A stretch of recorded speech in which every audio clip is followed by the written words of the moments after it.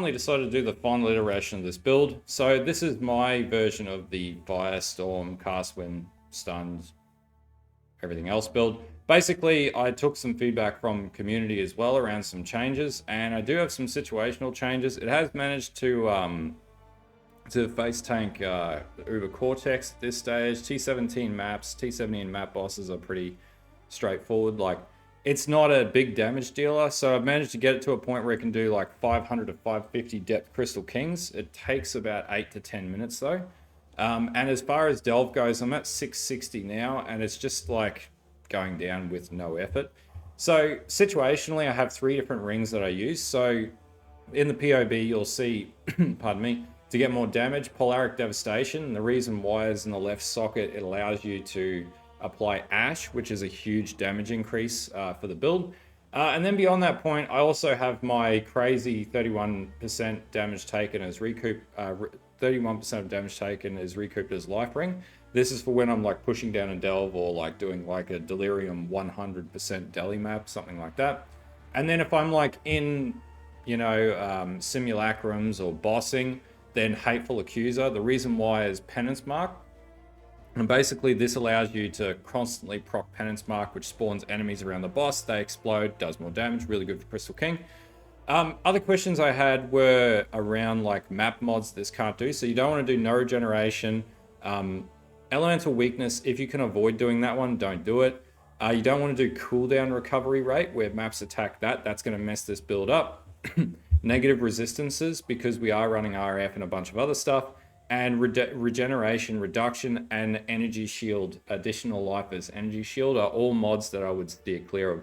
Everything else is pretty straightforward. Also, Elemental Reflect, you will instantly destroy yourself because the build still outputs somewhere close to like 7.88 million DPS. And yeah, now EHP is totally deceptive because of the way that the Chieftain works.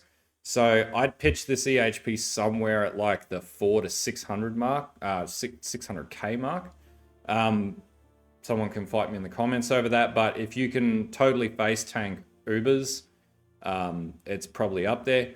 Uber Elder's done. Maven, not really built for Maven, not built for Blight. It's not good at Blight. It's good for Delve. Obviously, Ultimatum is what this build is made for, and it excels at that. Ritual does really well at.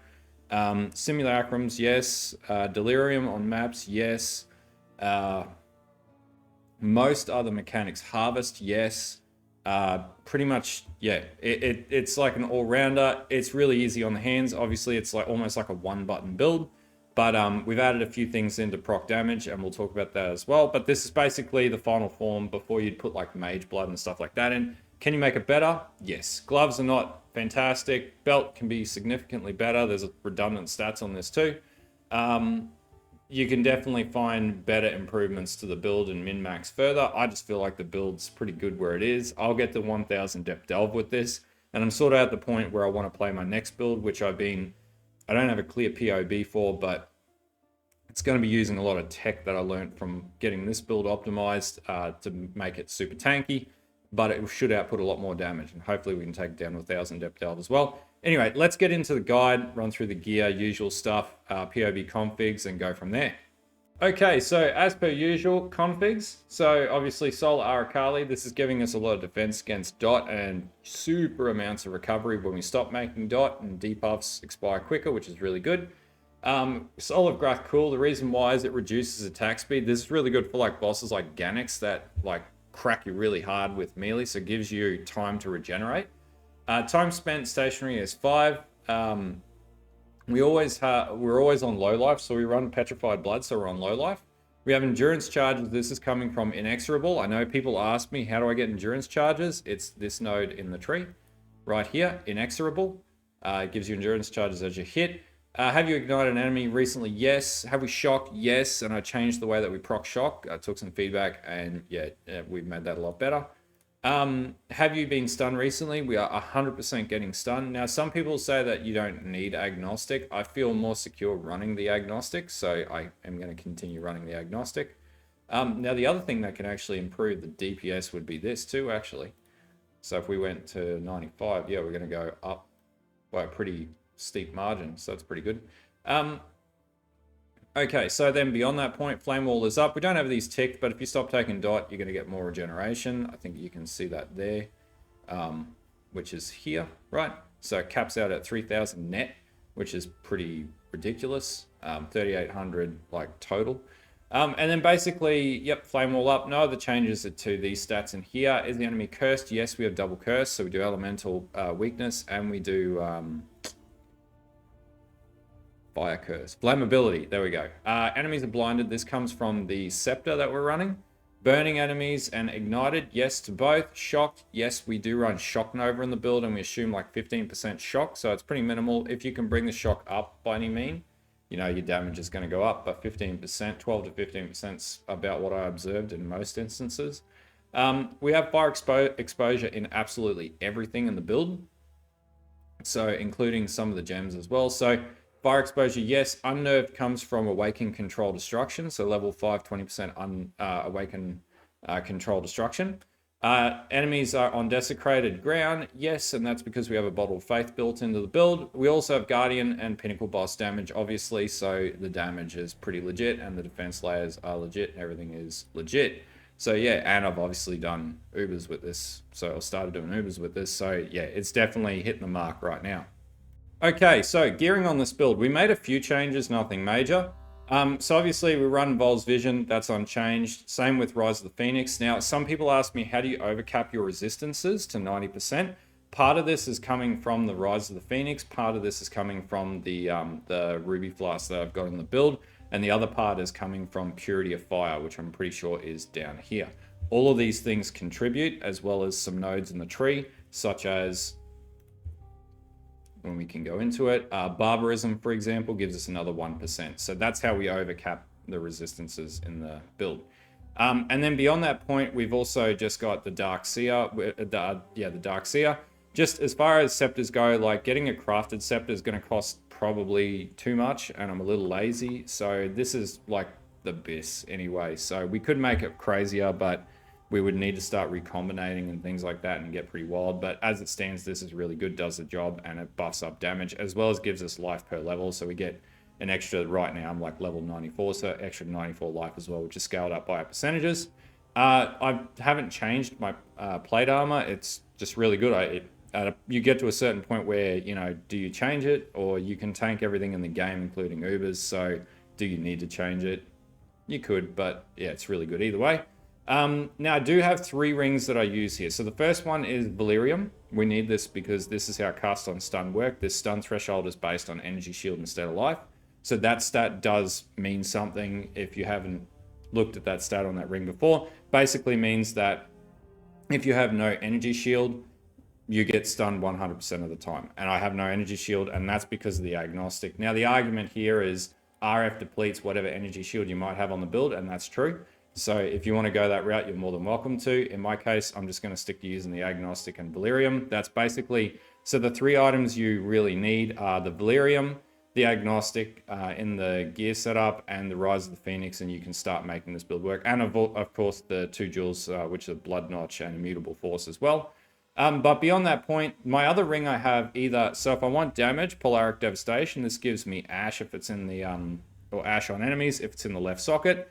I also have this ring here, which is my Plague Turn ring, and basically this is giving me huge amounts of recoup, so this is really good for Deep Delve.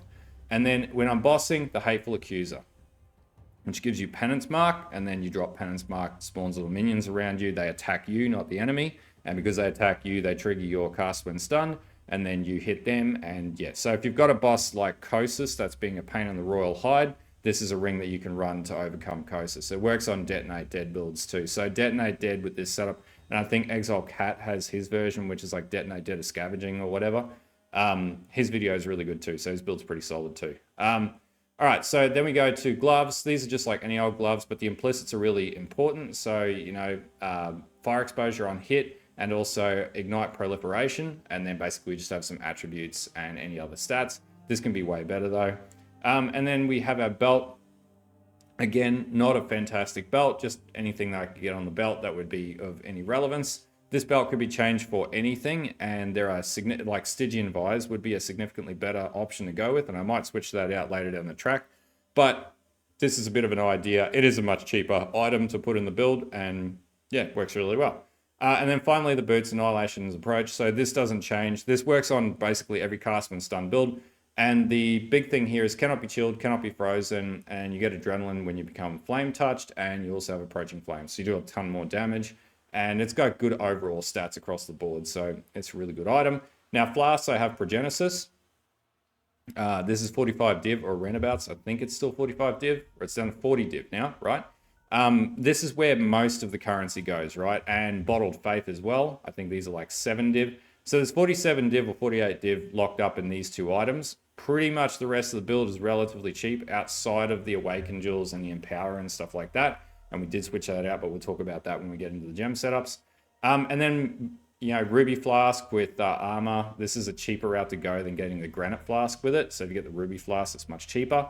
And then Granite Flask with Bleed Immunity and Corrupted Blood Immunity. So we don't have to worry about putting Corrupted Blood Immunity into the build. It's built into the flask, and that always triggers because we're always getting hit. And then I have a Quartz Flask with movement speed, but you can put whatever you want in there. If you wanted to go ailment immunities and stuff like that, then obviously Bottled Faith. That's a beginning though. It's not like an overly complicated build. It's not a very expensive build. Like if we start price checking this, right? So 40C for the Dark Seer, 2C for the Helm. Depending on the role, you know, my shield is worth like 80C. My All's Uprising without Whispers of Doom is 1 Divine. Polaric Devastation is like 20C. Valerium is like 4C. The Annihilation's Approach is 70C. My belt, which is a pretty decent belt, granted, is like 30C. Gloves, well, there you can craft them yourself. Armor, won't go on the thing, but anyway, you get the picture, right? So basically, the build is really cheap. To get it online and up and running gearing-wise, probably cost you like 15 div tops for absolutely everything, excluding a few of the bigger jewels, and then you just keep popping it up over time. Total cost of the build right now is somewhere in like, if you account for Progenesis, probably around the 80 to 100 div, but it's, you know, I've taken the last 2 weeks to sort of build it out and farm and whatever. So, you know, it's not the most expensive build in the world, considering it can run T17s and go down to 1000 delve and do pretty much everything in endgame. It's a pretty good price. So yeah, anyway, let's talk about gems. Okay, so for gem setups, we made some changes in the helm. So now I have a Val Breach. These are like 2.5 div, right? So these are not cheap. But this was basically the, you know, doesn't show it there. This is so basically when you are versing a boss, you hit your Val Breach once the souls crew up, and then you have a high chance of Hinakora's Death Fury of exploding and destroying the enemy boss in like 2 seconds, right? And then we have Flame Wall, Blazing Salvo, and Castman Stun in the helm. Then in our Scepter, because this is more an on-hit version of the build, right? So we have Flammability and Elemental Weakness and Castman Stun. Then in our chest we have Firestorm, which is 2021. Or 2120, sorry. Awaken Elemental Focus, Awaken Control Destruction, and Power level 4, which they're like 6 to 8 divs, something like that. Probably a little cheaper now. Castman Stun level 2120. And then we have Awaken Fire Penetration as well. And then in our shield, we have Vitality, which you could get a 21 gem. That's going to be a lot better. Righteous Fire and Petrified Blood. In our gloves, we have Shock Nova now, and this allows us to shock enemies. Does a pretty decent amount of damage too.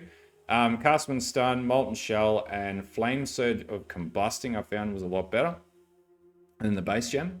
And then in the boots, we've got Anger, we've got Flame Dash, we've got Eternal Blessing, and Purity of Fire. Now you could go like, if you want to switch it out, you could go like Eternal Blessing for Anger, and then change Purity of Fire to run, and then drop another aura like Vitality, and you could probably squeeze a bit more into the build as well. Or, you know, free up some dual sockets, or get rid of the All's Uprising and then run like Defiance of Destiny or something like that. Those are another couple of options you could exercise. So if you want to play with that, make it even tankier, then you could definitely do that too. But yeah, that's basically it for gem setups. Really simple build. Okay, so we made some changes in the pathing tree, nothing major, but basically, so we come down, we basically run, you know, up the Heart of the Warrior, and then we're going to come back down here, pick up Unfaltering. Hits against enemies that have been stunned recently cannot crit. Then we want to run Life Mastery 30 Life and Bloodless. We want obviously running Blood Magic in this. Inexorable, 20% armor per second of being stationary. Up to Juggernaut, we have Immutable Force, which we switched out. I think we had that in the last video. We have Stamina for Endurance Charges, and we need that regeneration node here. Barbarism, Hearty, we have 50 life regeneration. Now in a cluster jewel here, we have Smoking Remains, Sadist now. So we got rid of Cremator, was actually stopping Hinakora's Death Fury from proccing. That was my mistake. So now we run Sadist. And then we have Widespread Destruction. We have Nature's Patience and Diodro's Gluttony for Cull, which is really easy source of Cull. But if you didn't want to run this, you could run something else. Like, it's up to you. And the other thing too, you'll notice I have Dexterity built into this too. So this gets around my Dex problem. So I was able to balance that out. And then basically we come up and we get the Life Mastery here. Now we want to have U count as on low life while at 55% maximum life. And this raises up the minimum low life. Sorry, you can't see it because of my head. This raises up the minimum low life for Petrified Blood. So it takes it from 50 to 55%, which sounds like it's not significant, but it is. And then basically we have Holy Dominion, Discipline and Training, Sanctity. And then we come up, we've got our Blood Notch. So I got this up to 55% instead of 60%. Endurance. Then we go to Divine Judgment. Another 2 levels, and we put nodes into Divine Fury and our node here. And then we'd also want to take Exposure Inflicts another negative 18%, fire exposure. And then we get the Agnostic. Now, if you think you don't need the Agnostic, you don't need to take it because we have RF. We do deplete any ES that we have residual. So yeah, you could run this if you're running RF 100% of the time. And then basically Purity of Flesh and all the life nodes in this wheel. Up to Holy Fire with regenerate 1 life per uncapped fire res. Then we come down, we just want to grab Elemental Overload. So we don't need to pull any of these attribute nodes anymore because I fixed this in the build. And then basically we grab Cruel Preparations, we need Infused Flesh, we need to align Life Recoup as well in the Mastery, so this needs to be within the build too. For some reason, if you have it per second versus this Recoup effect, it doesn't work very well. And then we have Watcher's Eye. This is flat fire damage and 12% life recovery, which gives us a huge amount of life recovery. And then we also have the Breath of Flames, Heart of the Flame, and Fire Mastery. Crit strikes do not inherently ignite. We do 100% increased damage with hits against ignited enemies, and this is because this is not an ignite build per se. It's like a hybrid but heavily on hit, like flat elemental damage build. So it's a little different from how most people play Detonate Dead or whatever, which is based on ignite. I just feel like this works better because on hit just hits harder than ignites. But if you got your build working with ignite, it should be fine. And then on the Ascendancy, obviously you want to go to Salo's Cleansing Water, up to Valako's Storm's Embrace, into Ramako's Sun's Light, and Hinakora's Death Fury, which gives us the Explode, which does huge amounts of damage, 500% of their maximum life as fire damage. Now, obviously I went through Pantheons as well, so Solar Arakali and Solar Grathkul, if you wanted to know that. But that's it for the skill tree. There's not like anything wild in the skill tree or anything like that. It's really easy, but I will be using this in other builds because there are some things I want to do with this in the next build I want to play, which I'll probably make it a Blood Magic build as well. Okay, so hopefully this helps you if you are getting stuck. Taste of Hate, I had a look at that, and yeah, Bottle of Faith works better. I made adjustments in the build that you can see now that optimized a fair few problems that were in the previous build update. But as far as the updates go, this will be the final update for this build. I don't think I need to, slap that dead horse anymore. This build's pretty much at a point where I'm pretty comfortable with it. Like, I don't feel like I need to make any changes outside of maybe adding a mage blood down the track or something like that. I've been using this to farm tons of ultimatums. Now, I'm going to try and start working on the ultimatum guide this afternoon as well, though I'm not sure if it will be out tonight, and I'll have some PoE 2 videos coming out too, because we got some stuff from Gamescom, and I'm going to go through and sort of break that down. But yeah, anyway, if you like this video, if you like the amount of serviceability on the builds that I'm doing and whatnot, definitely drop me a like, drop me a sub. And if you want to talk about anything in the comments below, problems in the build or anything like that, or even observations of things where we can improve it, definitely all open to listen as well and discuss. Anyway, I'll leave you guys to it and have a good one.